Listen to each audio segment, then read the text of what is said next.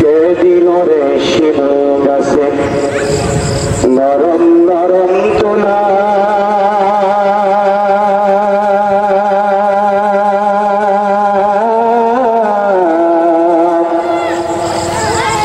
কারিয়া দেশে চৈত্র মাসে জমিন মাঝে তোলা কে দিল রে জমিন ভরা ফসল ভরা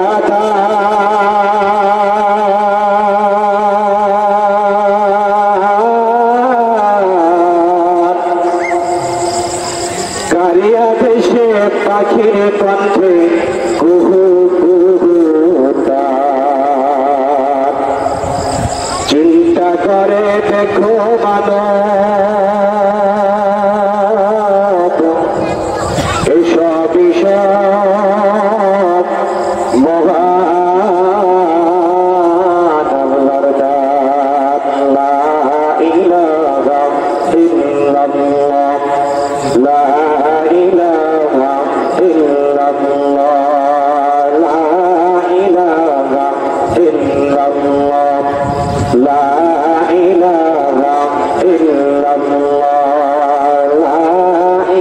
ইলাহা ইল্লাল্লাহ লা ইলাহা ইল্লাল্লাহ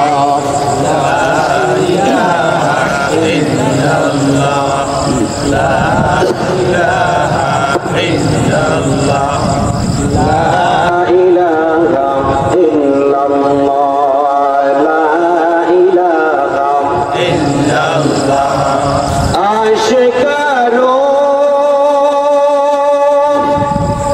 মিল্লাত মাঝ হব জুদা আশিকারো মিল্লাত মাঝ হব হুদা লা ইলাহা ইল্লাল্লাহ লা ইলাহা ইল্লাল্লাহ লা ইলাহা ইল্লাল্লাহ লা ইলাহা ইল্লাল্লাহ বাজার বাজার গায়রুল্লাহ বাজার মাজার গায়রুল্লাহ পীর ফকির গায়রুল্লাহ পীর ফকির গায়রুল্লাহ সাজদা করো এক আল্লাহ লা ইলাহা ইল্লাল্লাহ লা ইলাহা ইল্লাল্লাহ লা ইলাহা ইল্লাল্লাহ লা ইলাহা ইল্লাল্লাহ লা ইলাহা ইল্লাল্লাহ লা ইলাহা ইল্লাল্লাহ মুহাম্মাদুর রাসূলুল্লাহ সাল্লাল্লাহু আলাইহি ওয়াসাল্লাম। আলহামদুলিল্লাহ, সকল প্রশংসা আল্লাহ সুবহানাহু ওয়া তাআলার জন্য, যে রব্বে কারীম বিভিন্ন কাজকর্ম থেকে ফারেক করে শত ব্যস্ততার মাঝেও দক্ষিণ চট্টগ্রাম খানবাড়ি জামে মসজিদ ও এলাকাবাসীর উদ্যোগে মহতি জলসা ও তাফসীরুল কোরআন মাহফিলে যে রব্বে কারীম আমাদেরকে পছন্দ করে আসার বসার এবং কোরআন হাদিসের স্বল্প সময়ে কথা শোনার তৌফিক নাসিব করেছেন, সেই জন্য রব্বে কারীমের দরবারে প্রাণটা উজাড় করে বলে আলহামদুলিল্লাহ।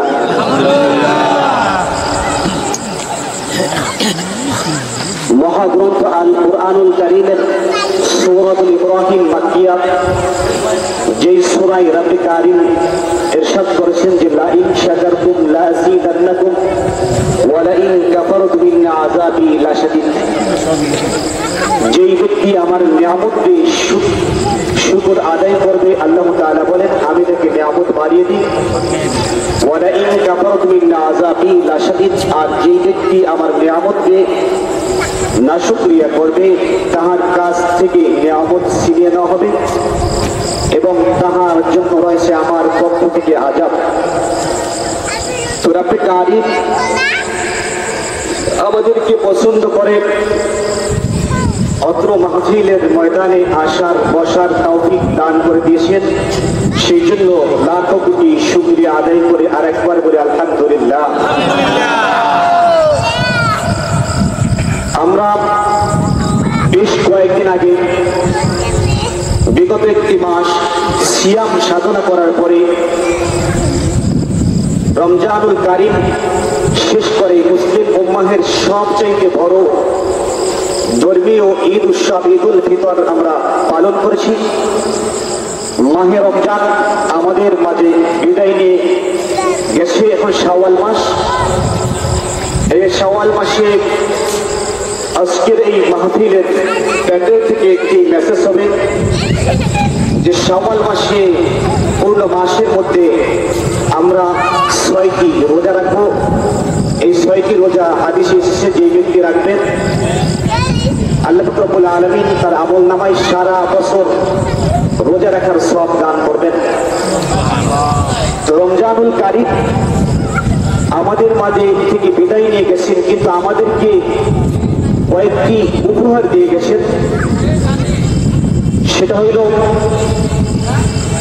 রমজানুল কারীম অত্যন্ত বরকতময় একটি মাস ছিল, যেই মাস আমাদের কয়েকটি হাদিয়া দিয়ে গেছেন। সেটা হইল সিয়াম, কিয়াম, কোরআন, তাকওয়া এবং যাকাত, সাদকাতুল ফিতর।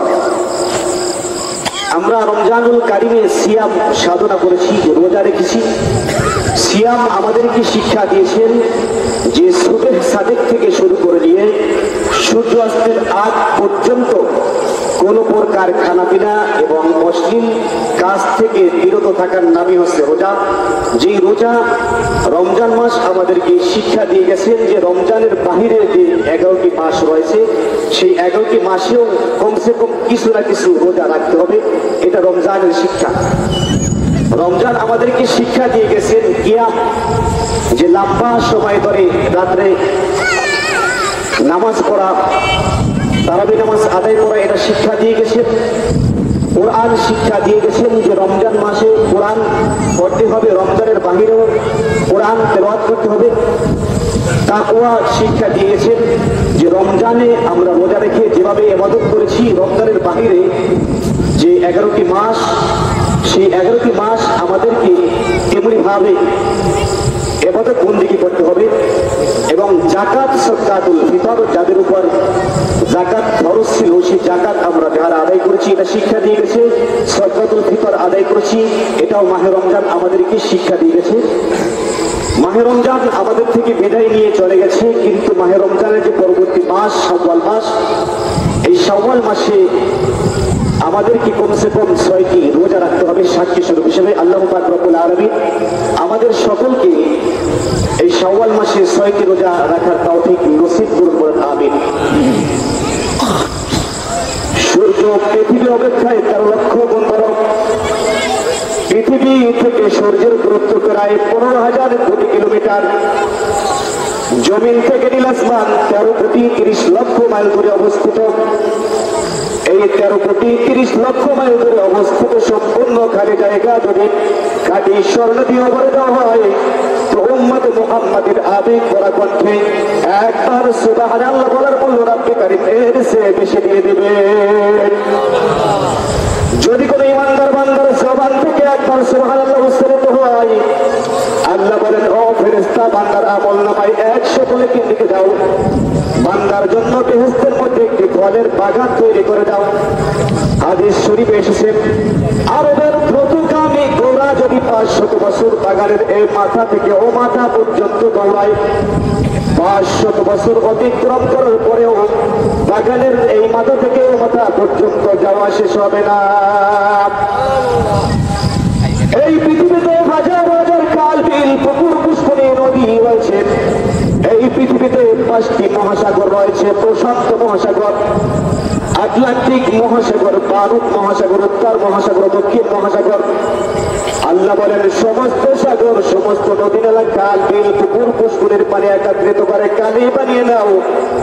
আর পৃথিবীতে যত গাছপালা তরুণতা আছে ওয়া কেটে কেটে ছোট ছোট করে কলম বানিয়ে তোমরা মানব এবং দানব উভয় জাতি মিলে আমি রব্বুল আলামিন আল্লাহ আমার নিয়ামত লিখতে শুরু করো। কালি শেষ হয়ে যাবে, কলম খতম হয়ে যাবে, তোমরা মানব এবং দানব শেষ হয়ে যাবে, কিন্তু আমি রব্বুল আলামিন আল্লাহ আমার নিয়ামত লেখা শেষ হবে না।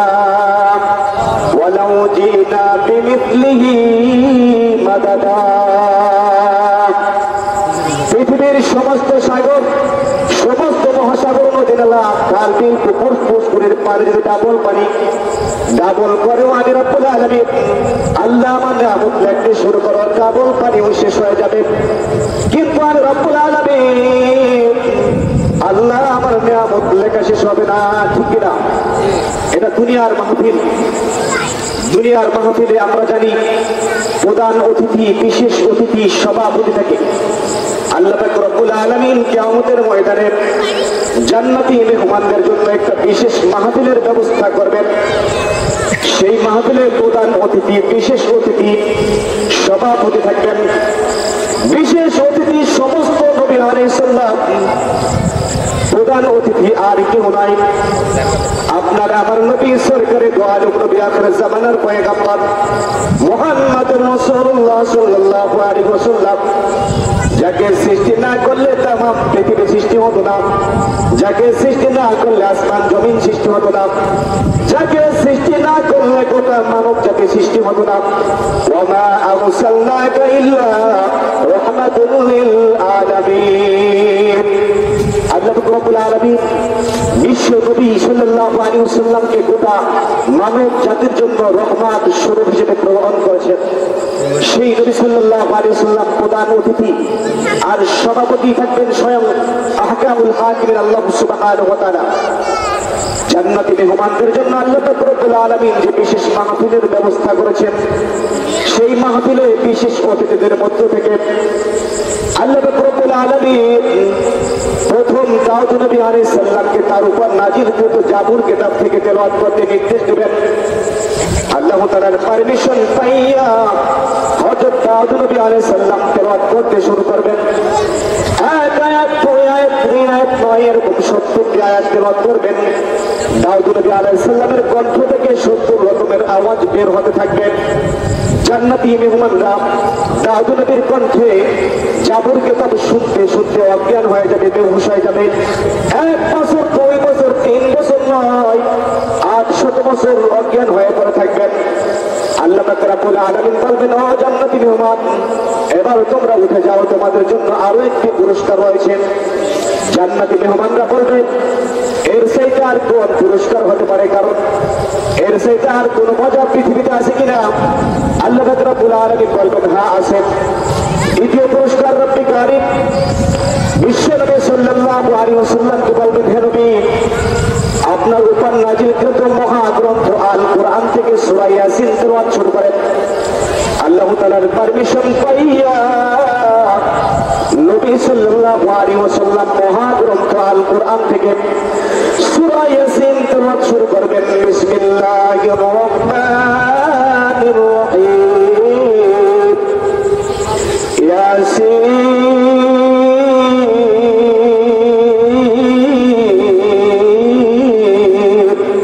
ওয়াল কুরআনিল হাকীম ইন্নাকা লামিনাল মুরসালিন আলা সিরাতিন মুস্তাকিম তানজিলাল আজিজির রহিম।